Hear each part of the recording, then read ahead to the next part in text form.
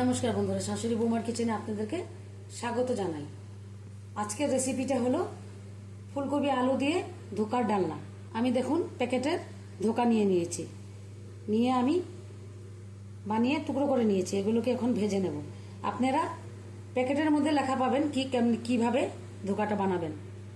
আমি ধোকাটা বানানি আর দেখালাম না, ভিডিওটা বড় হয়ে যাবে। আপনারা প্যাকেটের পিছের দিকে এভাবে লেখা পাবেন কিভাবে ধোকাটা বানাবেন। এখন আমি কড়াইতে রিফাইন তেল দিয়ে ধোকাগুলিকে ভেজে তুলে নেব। নিরামিষ দিনে আপনারা এই ফুলকপি দিয়ে ধোকার ডালনাটা বানিয়ে খেয়ে দেখবেন, দারুণ লাগে।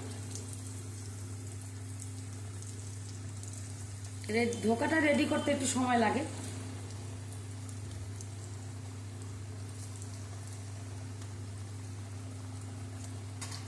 দেখুন আমি ধোকাগুলো লাল করে ভেজে নিয়েছি।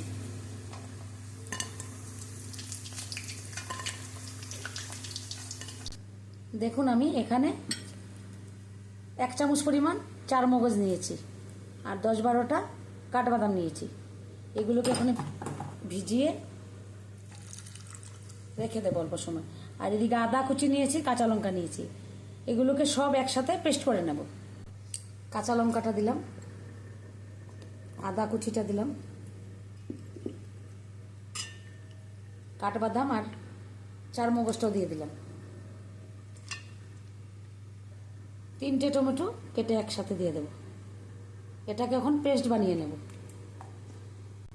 দেখুন আমি পেস্টটা রেডি করে নিয়েছি।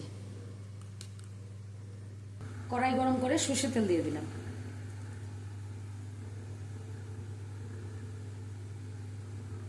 তেলটা গরম হয়ে গেছে, তেজপাতা দিলাম, আস্ত গরম মশলা দিলাম, এলাচ আর দারচিনি দিয়েছি গরম মশলার মধ্যে। এখন সম্বাসে আস্ত জিরে দিয়ে দেব।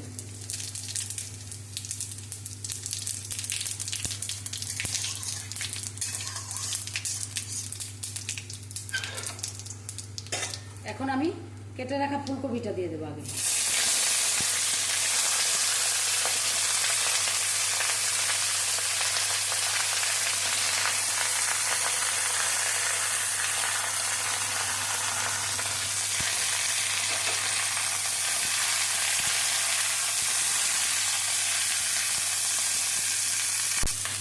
কেটে রাখা আলুগুলো দিয়ে দেবো। এখন আমি পরিমাণ মতো নুন দিয়ে আলু ফুলকপিটাকে ভালো মতন ভেজে নেব।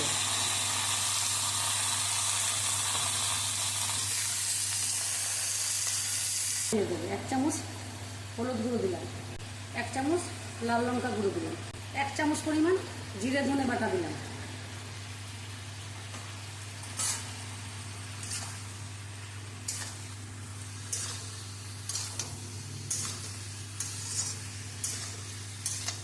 এখন আমি এটাকে ভালো মতন কষিয়ে তারপরে বেটে রাখা চার মগজের পেস্টটা দিয়ে দেবো।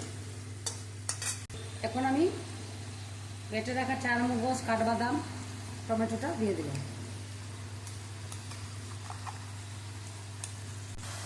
মিক্সিতে অল্প জল দিয়ে গুলে দিয়ে দিলাম।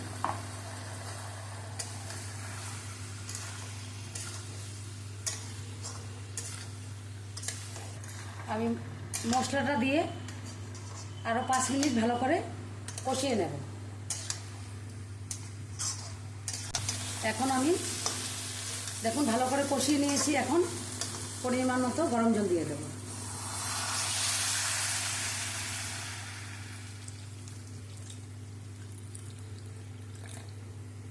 আপনারা যে যেরকম ঝোল রাখতে চান রাখবেন।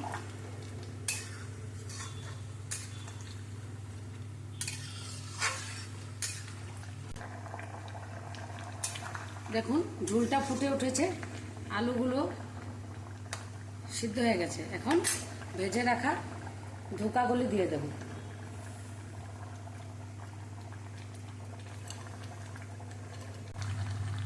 দেখুন আমার তরকারিটা রান্না মোটামুটি কমপ্লিট। এখন ঘি গরম মশলা দিয়ে নামিয়ে নেব। হাফ চামচ গরম মশলা দিলাম, 1 চামচ পরিমাণ ঘি দিলাম,